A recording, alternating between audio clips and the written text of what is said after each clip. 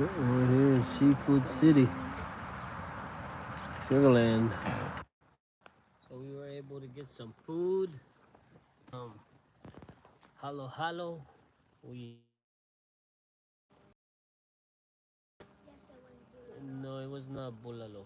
It was pampano. Pampano fish. We had mackerel, and we had, of course, chicken adobo, with rice, and some mango drinks. So it was good. Highly recommend if you're in the Sugarland area, Houston. 10 out of 10. 10 out of 10. So they're right there. Have the address posted on the video, the live Seafood City, Sugarland. If you search it on Google, on Maps, it should be able to pop up, yo.